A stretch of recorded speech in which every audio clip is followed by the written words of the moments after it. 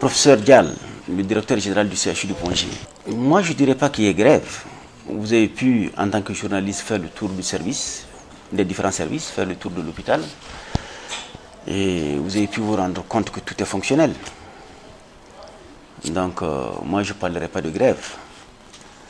C'est vrai que nous avons vu, comme vous, sur les réseaux sociaux, un préavis qui a été déposé à l'attention du ministre de la fonction publique, signé par un soi-disant collectif qui en réalité n'a jamais existé, collectif des syndicats du CHU de Pongé, qui n'a jamais existé, et un groupe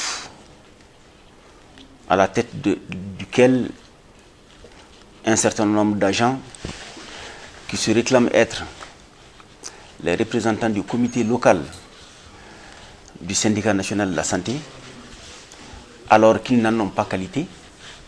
Pour bonne preuve, ils n'ont aucun document administratif reconnu par aucune instance, mais qui se réclament être des syndicalistes.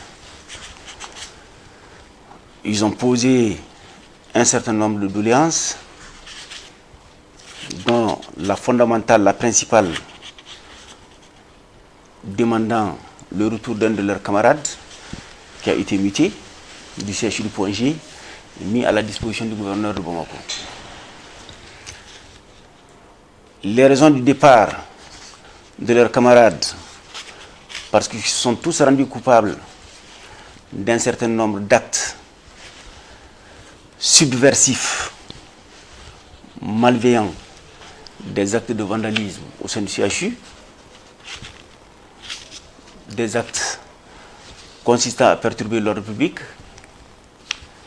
des actes de séquestration des responsables de l'administration et des actes de diffamation sur les réseaux sociaux.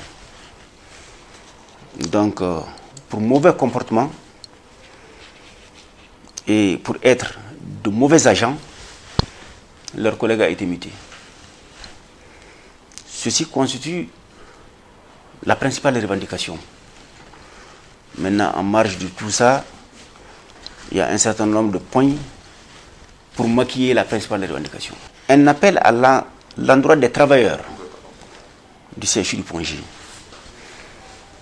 pour leur dire que l'hôpital connaît effectivement des difficultés qui sont réelles, des difficultés que nous pourrons surmonter lorsque chacun s'y met. L'État ne peut pas tout faire. L'État fait déjà de son mieux. Et il faut que les agents aussi jouent leur partition. Qu'ils soient beaucoup plus présents, qu'ils soient beaucoup plus conscients de leur rôle et qu'on comprenne que pour que l'hôpital puisse jouer pleinement son rôle de service public, il faut que chacun, à quelque niveau de responsabilité que soit-il, puisse jouer son rôle. Donc, j'invite tout un chacun à la retenue.